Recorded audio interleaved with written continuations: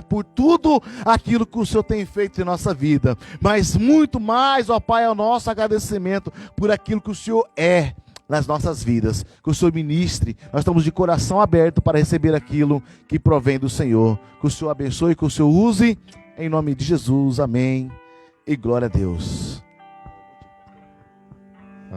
Um, dois, teste, som. Glória a Deus. Ok. Glória a Deus. A graça e a paz do Senhor Jesus. Amém? Os irmãos podem sentar. Bendito seja Deus. Estou feliz por estar aqui com o pastor Wesley, pastora Jo. E a gente acompanha, né, os eventos, acontecimentos. Estamos sempre em contato e ouvindo as boas novas. E graças a Deus porque o Senhor é aquele que faz e opera em nós tanto o querer quanto o efetuar segundo o poder que opera em nós. A obra de Deus é uma coisa de fé. A obra de Deus é obra de fé. A obra de Deus não é porque já tem dinheiro. Basicamente todas as igrejas que eu participei, que eu ajudei, que eu vi construindo, que eu acompanhei de perto ou de longe, foram igrejas que construíram e não tinham dinheiro. Tem algumas experiências de construção de igreja assim, ó, não tinha nem dinheiro para dar entrada. E de repente, Deus abriu as portas e estava tudo lá organizado no lugar. Então, Deus é aquele que faz surgir de onde parecia não ter, ou de onde não tinha. E é assim que os irmãos precisam acreditar aqui, que não depende do dinheiro que você tem, que nós temos. Depende o quanto nós acreditamos, porque Deus faz surgir dinheiro de onde não tinha dinheiro. Ele é o dono do ouro e da prata. Então é tudo uma questão de fé. Se acredita, tudo é possível que crê. Inclusive, de vez em quando, vocês precisam vir aqui, sair do local assim, e encostar naquela parede ali, naquela paredona bonita que está ali, olha lá. Toda pronta, você encostar lá e falar, olha só, passa a mão na parede. Desse lado também, a paredona lá do fundo, lá aquela porta bonita lá, ó, toda de vidro, olha aí. E os ar-condicionado, olha aí. Eu não acredito que vocês não estão vendo, só eu que estou vendo. Coisa de crente é coisa de doido, né? Mas é assim mesmo. Gente, eu já vi coisas assim, algumas coisas acontecerem assim. Deixa eu contar a história para vocês de um salão, 3 salões de 10 metros de largura por 20. Se emendar um salão em outro salão, então ele daria 30 por 20. Quanto que é a construção que vai acontecer aqui? Mais ou menos? 24 por 30. Então veja só, veja o que aconteceu. Na época que nós construímos esses 3 salões que são lá na nossa chácara, não sei se alguns de vocês já foram lá, nós tentamos ajuntar dinheiro, fomos atrás e fomos e conseguindo, precisava de 6.500 para dar de entrada para comprar as estruturas para construir o salão. E não conseguimos 6.500, conseguimos 5.000. Aí nós conversamos com a construtora, o pessoal das estruturas, e dizemos, não, mas nós vamos comprar. Monta a estrutura lá, nós vamos dar 6.500 de entrada, pela fé, porque 1.500 não tinha. E aí nós conseguimos 6.500 de entrada, demos os 5 e depois, uma semana depois, apareceu uma oferta de R$1.500 e nós damos 6.500 de entrada. E aí tinha 3 parcelas de 10.000. E presta atenção do negócio. O primeiro cheque, se não me engano, era no dia 10 do próximo mês e era numa segunda-feira. E depois no dia 11 do próximo mês e era numa segunda-feira. E assim, todos os cheques cairiam na segunda-feira e eram 3 cheques de 10.000. Aí nós trabalhamos um mês, gente, vamos ofertar, vamos contribuir, porque vai cair o cheque de R$10.000 e no domingo não entrou dinheiro, segunda-feira não tinha 1 centavo na conta da igreja. Aí quando foi 2 horas da tarde, no primeiro, o irmão ligou, pastor, passa o número da conta. E eu já estava lá na chácara trabalhando, que eu ia todos os dias para lá construir, levantar parede, fazer piso, jogar, aterrar, né? Foi trabalhando. E aí o irmão ligou, pastor, manda o número da conta da igreja, eu quero fazer uma oferta, fazer um depósito. Ah, beleza. Passei o número da conta, mas antes de desligar, falei, só um minutinho. O senhor posso saber quanto que o senhor vai depositar? Ele falou assim, eu vou depositar 10 mil. O cheque de 10 mil. E assim, esse mesmo irmão deu 3 ofertas, 3 meses seguidos de 10 mil reais. Você pensa que esse aqui é difícil? É difícil para quem não crê, porque esse aqui Deus vai mandar todos os negócios. De repente chega alguém com um caminhão de cimento. Gente, eu estou com um caminhão de cimento e preciso entregar em algum lugar. Onde eu coloco? Diz que é para uma igreja Betel, a igreja do pastor Wesley. Onde eu coloco? Vocês não têm ideia do que Deus vai fazer quando você crê. Tudo é possível que crê. A pastora está construindo a casa, né? A cozinha lá está precisando de uma ajeitada, né? Você quer ver um milagre acontecer? Vai todo mundo, arruma um mutirão, vai lá e deixa a cozinha dela brilhando. Você vai ver o que vai acontecer aqui nesse lugar. Pode escrever o que eu estou dizendo para vocês. Faz o primeiro mutirão lá, você vai ver o que Deus vai fazer neste lugar. Bom, vamos ao texto aqui. Eu tenho uma palavra para a sua vida hoje. E a palavra dá certinho com o que Deus vai fazer na sua vida, com o que Deus está falando com você. E pode ter certeza que sua história, sua vida nunca mais será a mesma depois desta palavra. O tema desta palavra é: você não está só. Diga para alguém do seu lado: você não está só. Diga de novo, diga para alguém do seu lado, ou olha para ele e diga: você não está só. Agora vamos ao texto. 1 Reis capítulo 19, versículo 1 e 2, diz assim: ora, Acabe fez saber a Jezabel tudo quanto Elias havia feito e como matara a espada todos os profetas. Versículo 2, então Jezabel mandou um mensageiro a Elias a dizer-lhe: assim me façam os deuses e outro tanto, se até amanhã a estas horas eu não fizer da sua vida como a de um desses profetas que você matou. Aí o versículo 15, a seguir, diz assim: então o Senhor lhe disse ao profeta: vai, volta pelo teu caminho para o deserto de Damasco. Quando lá chegares, ungirás a Azael para rei sobre a Síria. Versículo 16, e a Jeú, filho de Ninzi, ungirás para ser rei em Israel, bem como a Eliseu, filho de Safate, e de Abel-Meloá, ungirás para ser profeta em teu lugar. 17.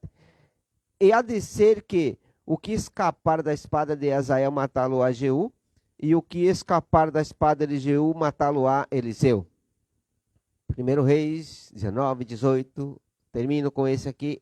Todavia, deixarei em Israel 7.000 joelhos, todos, que não se dobraram perante Baal, e toda boca que não beijou. Um resumo dessa introdução bem rápido. Os irmãos conhecem bem a Bíblia, acredito que os irmãos são leitores da Bíblia, e a história de Elias aqui no livro de Reis, no capítulo 17, 18, 19, é um capítulo muito intenso com respeito a tudo que aconteceu com o profeta Elias, com Jezabel, com Acabe, antes um pouquinho com a morte de um fazendeiro que a Jezabel mandou matar. E aqui na sequência desse texto, todo o processo de como aconteceu na vida de Elias, que fugia de Jezabel, e na vida de Elias, que agora retomava para continuar fazendo o trabalho.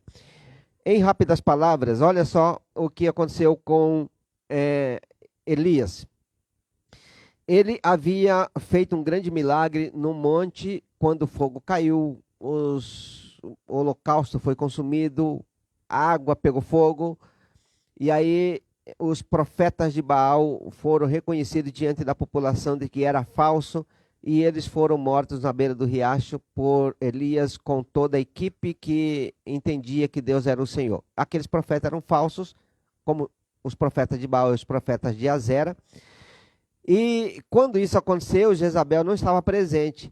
aí ela ficou sabendo que tudo isso tinha acontecido, que o Monte Horebe pegou fogo, que ali Deus respondeu e agora a nação de Israel estava voltando para Deus. Primeiro ato de reconhecimento de que Deus era o Senhor e não Baal, e não os Baalins, foi nesse momento dessa grande manifestação de Deus no Monte Horebe. E isso fez com que Jezabel ficasse enfurecido e Acabe também, e agora determinaram que iria matar o profeta Elias mesmo. E Elias já estava entendendo que estava sozinho, mesmo que aquela multidão reconheceu que só o Senhor é Deus, mas como liderança ele estava sozinho, ele entendia que estava sozinho. E aí Jezabel disse, amanhã nesta hora você não vive mais, você já vai estar morto. E aí pensa no rei, na rainha, com todo o exército de Israel, e com os juízes, governadores, com todas as pessoas da liderança, todos à procura de Elias, todos para conseguir pegar Elias e executar Elias. Então Elias se pôs a fugir, como nós sabemos, ele fugiu e foi embora. Correu de Jezabel. E nessa corrida, nessa fugida, ele ficou muito angustiado e até pediu para morrer.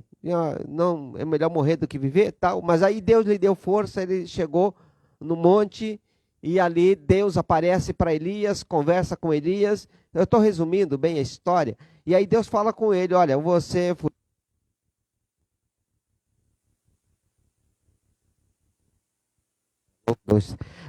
fugiu, você correu e está aqui no monte. E eu quero dizer para você que você não pode parar de fazer o trabalho. Por mais que você está correndo, achando que está sozinho, você não está só. Sabe, eu reservei 7.000 joelhos que não se dobraram perante Baal e bocas que não beijaram as mãos de Baal, que não se encurvaram diante de Baal. Então você não está só, porque Elias entendia, se você pegar o texto e vai lendo o texto, ele entendia que estava sozinho, não há ninguém, só eu. E ele falou isso. Ele disse assim, olha, Senhor, Jezabel, Acabe, matou todos os profetas, não sobrou ninguém, só eu fiquei. Quem lembra dessa frase? Só eu fiquei. E agora estão à procura da minha vida para matar, só ficou eu e ainda querem me matar. Não. Aí ele responde, neste versículo, ele começa respondendo com várias coisas, porque Deus começa respondendo para Elias, não dizendo, não, você não está só. Começa respondendo e dizer para ele, volta pelo caminho que você veio. E aí quando você chegar em Damasco, ali começa o seu trabalho. Primeiro você vai ungir a Azael como rei da Síria. Logo em seguida você unge Jeú como rei de Israel. E depois você ainda vai ungir um profeta no teu lugar. Você não estava pedindo a morte? Pois é, eu vou te levar. E de fato, alguns dias depois, ele é levado no redemoinho. Quem lembra dessa história? Bom, vamos resumindo a história, porque a história é muito longa, de repente a gente fica só nesse rodeio aí. Resumindo do resumo, alô, 2 testes, ok, tá ouvindo? Aí, Deus então diz para ele, olha, você precisa continuar trabalhando, você precisa fazer a obra, vai e organiza tudo isso. E você vai até ungir um profeta no teu lugar, vai ungir um rei no lugar de Acabe. Acabe está vivo, ele não está perseguindo você para matar, tá? Jezabel? Pois é, você vai ungir um outro rei para Israel. Ou seja, Deus estava dizendo, Acabe não serve mais. Depois tem todo um processo nesse interim, de quando ele sai, de quando ele chega, de quando ele unge o profeta, de quando ele sai com Eliseu para poder fazer a obra. Nesse mesmo interim é quando o rei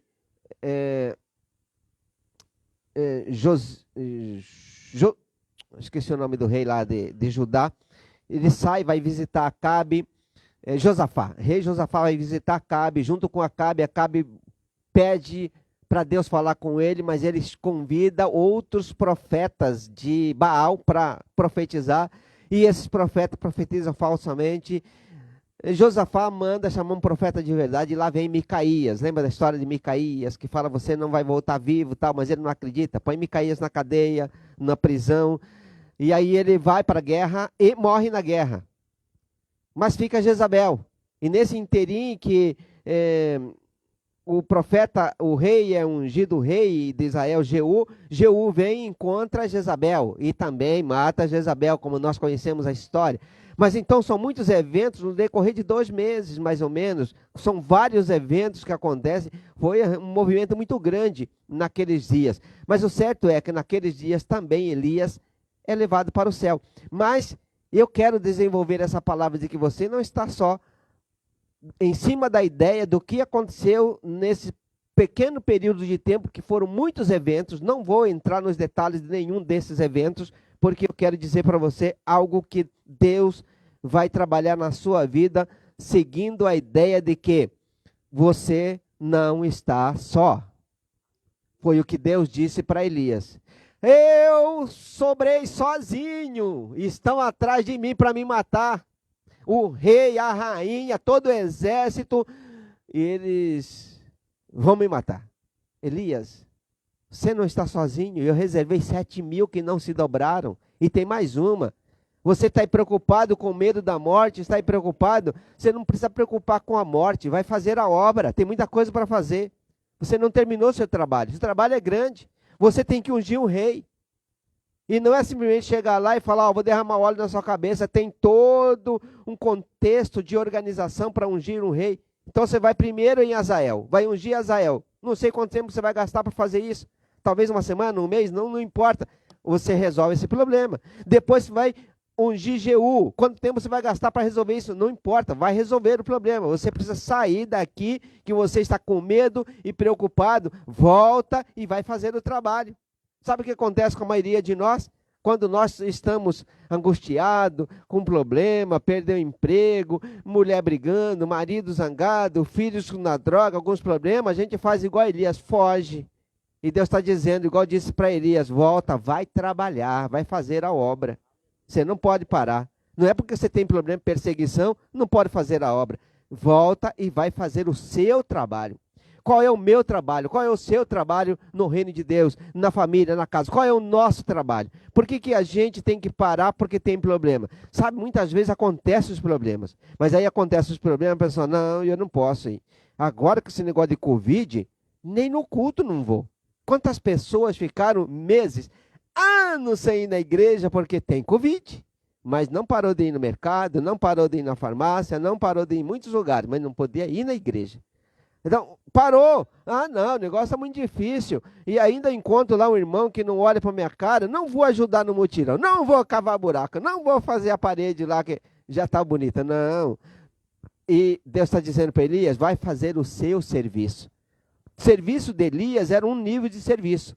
O meu é outro, o seu é outro. Mas todos nós temos um trabalho no reino de Deus, na obra de Deus. Todos nós temos uma atividade para fazer. E aí o que Deus quer é que cada um de nós cumpramos o nosso chamado, o nosso ministério, o nosso trabalho, independente de qual seja. Porque Deus poderia pensar assim, ou dizer para Elias, é verdade, Elias, agora você já fugiu quantos dias fugindo de Jezabel? 40 dias, basicamente sem comer, porque comeu e com a força de uma comida andou 40 dias. Não, está muito difícil para você mesmo. Eu reconheço que você está perseguido, que eles querem te matar. Ah, tá bom, fica aqui de boa, não se preocupe. Não, Deus não quer isso não, só está dizendo, olha, tem muita gente para ser salvo. A multidão, Israel inteiro, uma nação inteira precisa da sua mensagem. E você aqui correndo, com medo de morrer. Quantas pessoas têm medo de morrer e não faz mais nada? Não prega o evangelho, não ora mais. A pessoa tem medo de morrer, mas também para de orar. A pandemia deixou muita gente que não leu mais a Bíblia. Estava em pandemia, não dá para ler Bíblia. E nem ia trabalhar, nem vinha no culto, nem lia a Bíblia. Quantas pessoas fizeram isso? Eu sei que muita gente parou com tudo porque tinha pandemia no meio. E aí a pandemia de Elias naquele tempo era perseguição, era todo um exército nas costas dele, na cola dele. E Deus estava dizendo para ele, vai trabalhar. E por que você deve ir trabalhar, Elias? Porque você não está sozinho. Você pensa que você está sozinho? Não, tem 7.000 lá embaixo que estão lá precisando do seu apoio. Você aqui fugindo e tem multidão lá esperando por você. Você precisa sair e fazer o seu trabalho. Primeira coisa que eu quero deixar para você é que você não está só, Deus escuta o que você fala.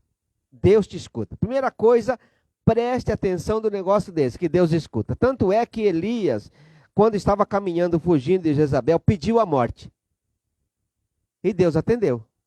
Deus falou para ele, bom, você pediu para morrer, não vou exatamente matar você, mas vou levar você vivo, como um milagre, como um presente para a sua vida. E de fato, alguns dias depois, ele foi levado vivo para o céu. Mas você não vai assim do nada, você precisa fazer o seu trabalho primeiro. Faça o seu trabalho e eu atendo o seu pedido. Então Deus escuta a gente. Deus escuta a gente. Tem muita gente que já morreu porque pediu a morte. Quantas pessoas, quando está angustiada, por causa do problema com o marido, com a mulher, por causa de medo de divórcio ou divórcio, tal. Você tem um monte de problema e a pessoa tem os conflitos, a briga e fica angustiado e aí fala uma besteira, é melhor morrer do que viver. Quantas pessoas já falaram isso? Talvez não tenha ninguém aqui que esteja me ouvindo que já disse isso. É melhor morrer do que viver. Mas Deus nos escuta. Tanto é que nos escuta que quando nós clamamos, a Bíblia diz que Deus nos ouve. Salmo 145, versículo 19. Ele cumpre o desejo dos que o temem e ouve o seu clamor e os salva. Deus atende oração, Deus atende pedido, Deus atende até mesmo o sussurro da nossa alma. Quando nós sussurramos, Deus atende. Deus não atende só voz audível, Deus atende pensamento, sentimento. Eu contei uma história já algumas vezes, mas é a primeira vez que eu vou contar para vocês aqui o quanto Deus escuta quando nós pensamos. Deus escuta a nossa oração em pensamento. Isso aconteceu em 1991. Não me recordo o dia. Possivelmente foi mês de setembro. É provável que tenha acontecido no mês de setembro ou começo de outubro. A minha esposa foi acometida de uma dor muito forte, uma dor de cabeça, que ela já não aguentava mais nem gritar de dor e ela estava morrendo. E eu vi ela morrendo na minha frente e ela começou a gritar na minha cabeça e começou gritando. Daqui a pouco não tinha mais força para gritar e eu vi ela morrendo. E aí eu orei em pensamento rápido, olhando para ela e disse, eu não posso fazer nada, né? Primeiro pensei assim, o que eu vou fazer? Eu não posso fazer nada. Levar para o hospital até chegar lá, do jeito que está morrendo, vai acabar de morrer antes de chegar no hospital. E muitos pensamentos passaram, e vai, não vai, levo, não levo, e agora o que eu faço? Aí, nesse momento eu lembrei que muitas vezes Deus já tinha dito para mim que era para eu largar tudo e trabalhar na obra, no ministério. Trabalhar na obra. Como eu não era pastor, eu não imaginava que tinha que ser um pastor, eu imaginava que tinha que ser diácono, superintendente, professor, ou líder de escola bíblica, professor, fazer a obra. Então eu já estava fazendo e sempre dizia para Deus, mas eu estou fazendo a obra. Quando Deus falava comigo, eu dizia, eu estou fazendo. Eu apoio, sou vice-moderador. Tal. E eu questionava com Deus todas as coisas porque eu estava fazendo a obra. Mas Deus queria que eu fosse pastor de igreja. E aí eu já entendia mais ou menos isso, mas estava ali batendo boca com Deus, questionando e não querendo ouvir o que Deus estava direcionando.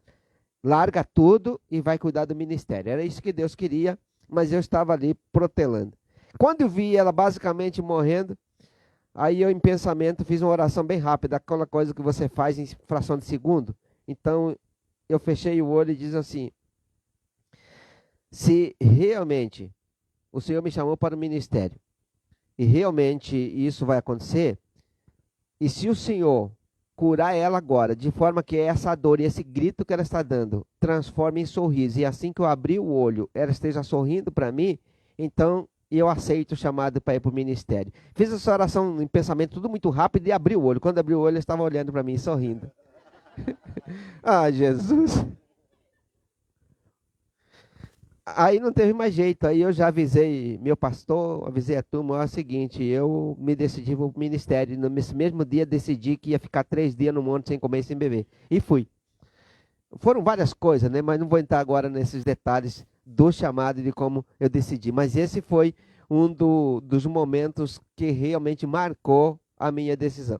E eu quero dizer para você que Se Deus escuta um pensamento desse jeito, como é que Deus não escuta quando você está pensando em reclamar, em brigar, ou questionando com as pessoas, ou até mesmo xingando pessoas em pensamento? Tem gente que faz isso, tem gente que mostra dedo, que reclama, outro está falando, ele não abre a boca, mas faz um olhar fulminante, como se dissesse, cala a boca, não se intromete na minha vida. Ou então alguém está falando, ele está mordendo negócio, reclamando, franzindo a testa, está reclamando com a voz tão alta como essa que eu fiz em pensamento e Deus escutou. Deus escuta tudo. Eu estou dizendo o tema, o primeiro ponto agora. Deus escuta você. E não importa se é coisa boa ou coisa ruim, Deus vai te escutar de qualquer jeito. Vai escutar uma oração como essa, mas vai escutar uma lamentação, uma murmuração, uma reclamação. E aí alguém faz alguma coisa, você passa, balança a cabeça e na mente está dizendo, mas é besta mesmo. Deus está escutando. Deus está ouvindo. A mulher fala um negócio, você questiona lá por dentro e diz, não vou. Ela é muito encrenqueira. Deus está ouvindo esse pensamento. E Deus está ouvindo o pensamento da mulher que fala as coisas para o marido, ele não vai. Aí no pensamento ela já começa, mas é um banana mesmo. Já pensou, já foi. Deus já escutou. Diga para alguém do seu lado, Deus escuta você. Deus escuta você. E vai escutar daqui a pouco, e vai escutar de novo, e vai escutar meia-noite, e vai escutar amanhã. Deus escuta tudo. Deus escuta você, escuta tudo. Olha o que diz o outro versículo, que é o versículo 20. O Senhor preserva todos os que o amam, mas todos os ímpios ele os destrói. Olha o que diz Romanos 8, versículo 38. Porque estou certo de que nem a morte, nem a vida, nem os anjos, nem principado, nem potestade, nem presente, nem futuro, nem altura, nem profundidade, nem qualquer outra criatura poderá nos separar do amor de Deus que está em Cristo Jesus. Nada pode nos separar. Até mesmo essas coisas grosseiras que a gente faz, de olhar com um olhar fulminante para alguém que a gente não está contente. A gente é ruim, nós somos complicados.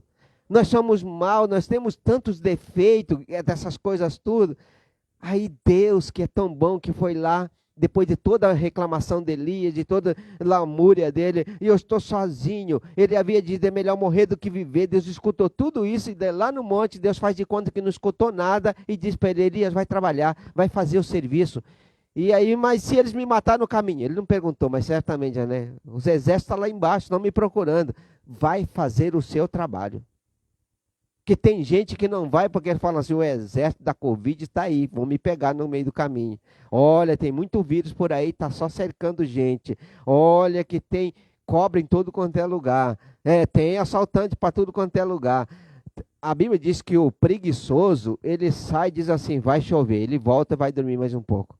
Ele sai, o sol está de rachar, ele volta e vai dormir mais um pouco. O preguiçoso assim, e o medroso, aqueles que não quer fazer a obra de Deus, acha desculpa para tudo. Ah, não, eu não vou lá não. Lá só tem uma tenda. Se chover, chuva de vento, vai molhar todo mundo. Ele não vem no culto. Não vem. Mas você está aqui, porque pelo menos isso... isso não te pegou. Olha só o que diz Isaías 41, versículo 10. Não temas.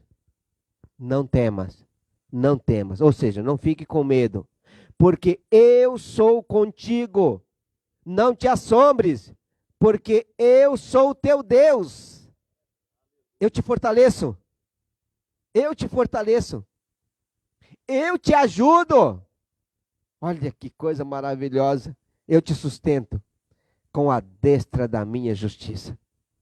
Eu te tomo pela mão direita, eu te levanto, eu te sustento, diz o Senhor. Porque muitas vezes a gente fica com medo de tanta...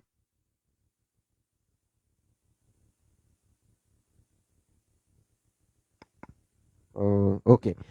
Preocupado porque as coisas não vão dar certo. Gente, se você acredita, se você confia, se você busca o Senhor, vai dar certo.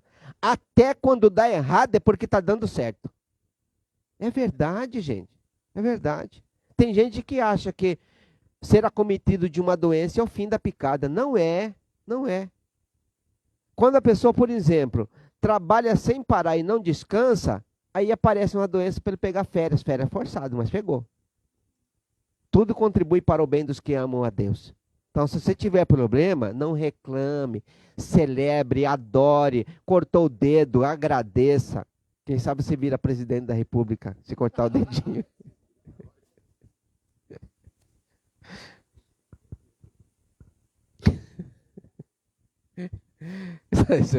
Essa não foi boa, não.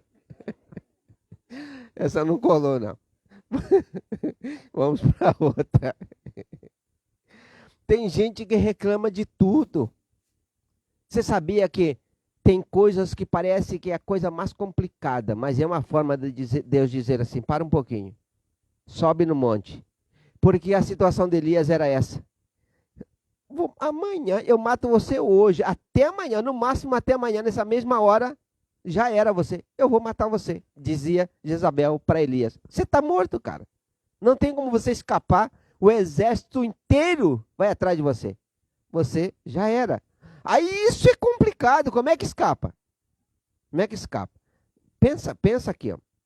A polícia da cidade, né? Como é que chama? Polícia do prefeito, e a polícia também do estado. Aí você tem a polícia federal, a polícia do exército, a polícia do judiciário.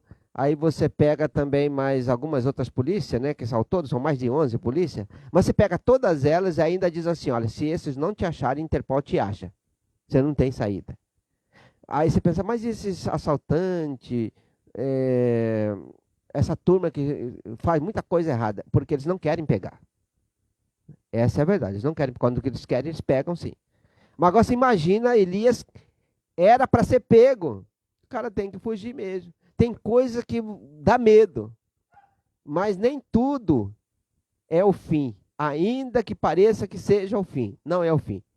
Mesmo a morte não é o fim, a morte é um passaporte para quem vai para o céu, ou um passaporte para quem vai para o inferno. Mas a morte também não é o fim. Então eu quero dizer um negócio para você. Deus escuta você em qualquer lugar onde você estiver. Agora o que nós precisamos nessa questão de Deus nos escuta é o que é que eu quero que Ele escute. Porque dependendo do que Ele ouvir é o retorno que Ele vai me dar. Dependendo do que eu disser é a resposta que eu terei. Por exemplo, vou dar um exemplo para você. Eu digo para alguém assim, olha, tomara que você sofra alguma coisa, tipo aquele, quando acontece esse negócio, falando assim, ele vai pagar. Tomara que ele pague pelo que está fazendo contra mim. Pronto. Ele vai pagar, mas você vai pagar 2 vezes mais. Porque tudo que nós semeamos, nós colhemos com medida recalcada, sacudida e transbordante. E não tem jeito, isso vai acontecer. Por isso que muitas coisas acontecem na nossa vida que a gente imagina, mas eu sou crente, como é que acontece isso? Colheita, retorno sagrado. Colheita é um retorno sagrado, não tem como escapar. Como é que você escapa de uma colheita ruim? É não fazendo nada ruim para não ter colheita ruim. Senão não tem jeito. Vamos pegar de volta tudo que nós plantamos, boa medida, sacudida, transbordante. Isso não é só para coisa boa, é para todas as coisas. Então não tem como escapar. Então veja só, como Deus está te ouvindo, então pense no que você vai falar, porque Ele vai escutar. Ele vai escutar. Aí vai que Deus escuta um negócio parecido como a de Elias e diz assim, então é isso que você quer? Tá bom. Então, vamos colocar alguém no seu lugar e eu te levo. Tem muita gente indo assim, né? Aí fala, foi Covid. Não foi Covid. Era o tempo certo de Deus levar muita gente. Tanto tem uma irmã que Deus falou com ela assim, eu vou levar o seu marido. Aí ela pediu, Deus, por favor, dê mais um tempo. A nossa filha está muito pequena. Deixa ela crescer mais um pouquinho. E aí, ela cresceu mais um pouquinho. E agora, na pandemia, ele foi. Como se a pandemia tivesse levado. Covid levou. Não foi. Ela só esperou mais um tempo enquanto a oração dela, deixa a minha filha crescer um pouco mais, pelo menos. Aí o senhor pode levar. Todo mundo vai na hora certa. Não tem esse negócio que foi e não foi pandemia. Tanto é que, nesses últimos 20 dias, e eu fui mais ou menos uns 5 velórios. Nenhum morreu de pandemia. Todos foram de infarto. Basicamente todos, só 2 de câncer e 3 de infarto. Você tem uma ideia. Não foi pandemia que levou. Foi tudo assim, problemas sérios. Mas foi. Deus nos escuta. Segunda coisa que eu quero deixar com você é: trabalhe enquanto o problema está acontecendo. Porque tem gente que quando chega o problema, ele não quer mais trabalhar para Deus. Ele arruma qualquer desculpa. Não quero congregar, não vou congregar porque o irmão me tratou mal. Não quero congregar mais nessa igreja, porque tudo que acontece o pastor só prega para mim. Ele aponta o dedo e fala que os erros são meus. Ele nem sabe o que está acontecendo. É Deus falando, usando a boca da irmã, da profetisa, do profeta, do pregador, do pastor. Aí a pessoa acha que é para ela. Tanto é que um dia, lá na igreja, uma pessoa chegou e falou assim: eu não venho mais na igreja. Aí eu disse: por que aconteceu com o senhor? Por que o senhor não vem mais? Não vem. Toda vez que eu venho, eles ficam falando da minha vida lá na frente. Então, não venho mais. Mas não é Deus alertando por seu mudar. Não é, eles ficam falando de mim. O que eu faço, eles contam lá na frente. Falei, mas não volta de novo, tal. Aí não teve jeito, nunca mais ele voltou na igreja, até ontem. Cada vez volta hoje, né? Eu não estava lá no culto da noite, é capaz que pode ter voltado. Mas tem gente assim, acha que está todo... Conspiraram contra mim. Sabe que conspiraram? Tanto que conspiraram, porque eu vi lá, o pastor cumprimentou o irmão Pedro, cumprimentou o irmão Francisco, cumprimentou a irmã Clarice, passou por mim, quase me derrubou e não falou comigo. E a irmã fulana nunca fala comigo. Só as amiguinhas dela, só amiguinha dela.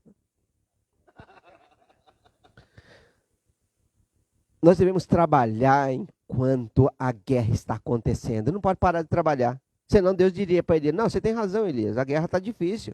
Fica aqui escondido. Você não precisa descer desse monte, não. Entra nessa greta aqui e fica aqui. Eu trago comida para você 2 anos, tal. Não.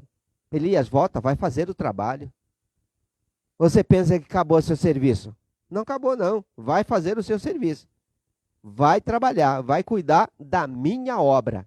Deus tem pressa, tem milhões de pessoas precisando aceitar Jesus, precisando mudar de vida, e Deus quer nos usar para motivar outras pessoas a serem melhores e a encontrar Jesus. E muitas vezes nós ficamos escondidos atrás do que: eu não sei falar, eu não sei liderar, eu não sei pregar, eu não sei ensinar, eu não sei evangelizar, eu não sei nem convidar ninguém para ir lá na igreja. Até tenho vergonha, nem templo nós temos, como é que eu vou convidar para levar debaixo daquela lona?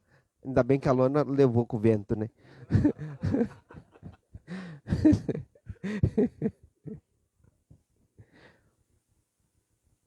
Trabalhem enquanto guerreiem.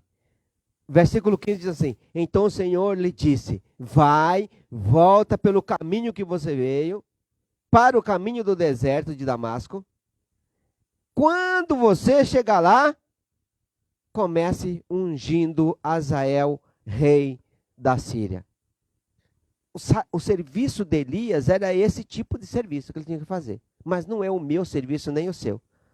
Então, Elias não foi chamado para poder ir convidar um amigo, ir convidar outro amigo. Ele foi chamado para liderar multidões. Não é o meu caso nem o seu caso. Nós somos para lidar com um, mas com outro, mas com outro, e com gente simples. É isso que nós vamos fazer. Nós fomos chamados para lidar com as pessoas simples. Nós não somos Elias, mas cada um de nós precisamos fazer o que Deus nos delegou a fazer. Quem está comigo aí, diz a glória a Deus. O terceiro ponto é: não somos insubstituíveis. Tanto não somos insubstituíveis que o versículo 16, ele diz assim: e a Jeú, filho de Ninzi, ungirás rei sobre Israel, no lugar de Acabe. Veja só, Acabe ainda era o rei de Israel, mas você vai ungir outro no lugar dele. Mas ele está lá no trono, mas pode ungir outro porque eu vou tirar ele do trono.